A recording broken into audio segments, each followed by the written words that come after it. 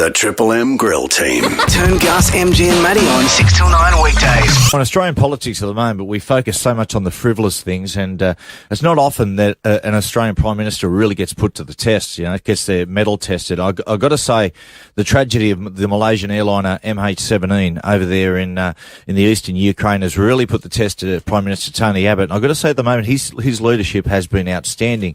Now, there's some interesting developments.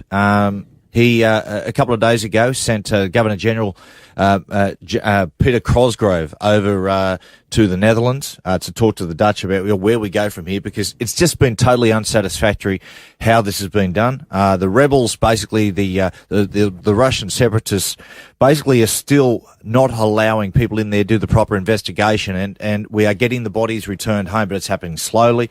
And they say there are still bodies there at the area, which is just 100. Yeah, it is 100. just absolutely shocking. So where do we go from here? Well, there's been talk of the Australian and the Dutch governments maybe coming together and taking the area by force. Now, this is big. This is really, really big because, what this has mean, this is actually pushing up against Vladimir Putin and the Russians to push them out of the area.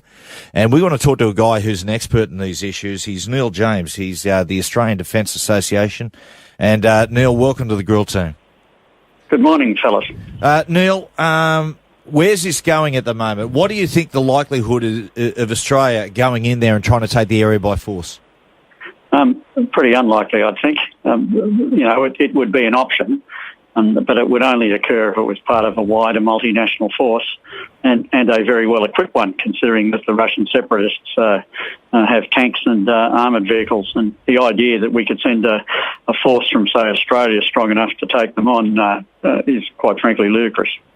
Neil, surely we're talking about, the most likely scenario is a UN-backed force, and Australia, the Netherlands, maybe other European countries going in with the blue helmets?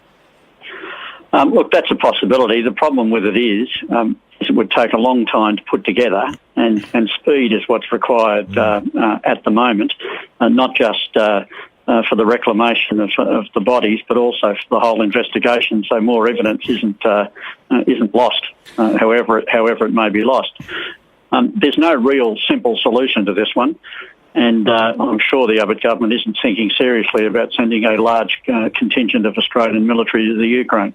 Neil, I've in my 45 years, I've never seen anything so disgusting and disgraceful as the way these remains have been handled. What would you do as a member of the Defence Association? As a former soldier, I'm sure that members of the military are giving the Abbott government the right advice. There's a limit to what we can do. It's on the other side of the world. It's a landlocked country.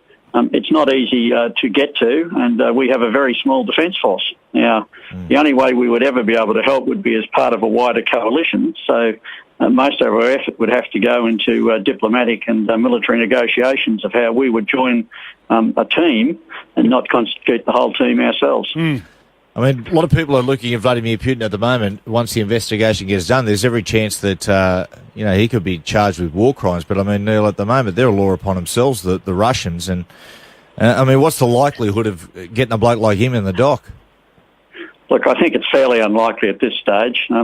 But the force of international public opinion will have an effect over the long run. The Russians have obviously done something quite serious here. The plane was probably shot down by accident, but the conditions that led up to that have Russian fingerprints all over them.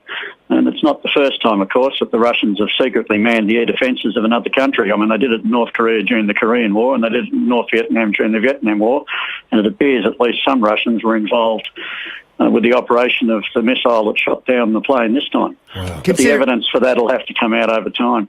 Considering that, Neil, is it the most likely scenario that Russian troops will just go in and Putin, in an attempt to kind of clear his name and improve public relations, will take control of the site and put proper forensic experts on the ground, albeit you can hardly have faith they'll be objective, but do you think that could happen now?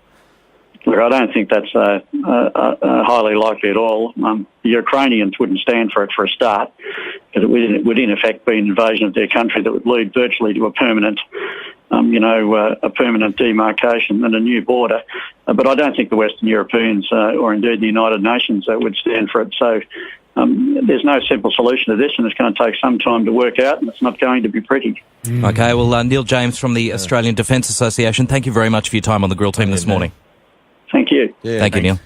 Well, Milo, it just sounds like hard work, doesn't it? To be Well, it honest? sounds like there's going to be no solution, and unfortunately, this is going to continue. It's just shocking when you think about it, especially as the remains there. That's shocking. Honestly, after speaking to him, I feel worse about the situation. I feel worse. I don't know what to do. I feel helpless for these poor bastards who are watching their families arriving back in. It's unbelievably bad. It's shocking. It's in today's age, this shouldn't be going on. I mean, it's just bullshit. The worst thing on the news that the discrepancy of the numbers of the bodies. They said they put 280 bodies on the train, then when it arrived, there were 200 bodies.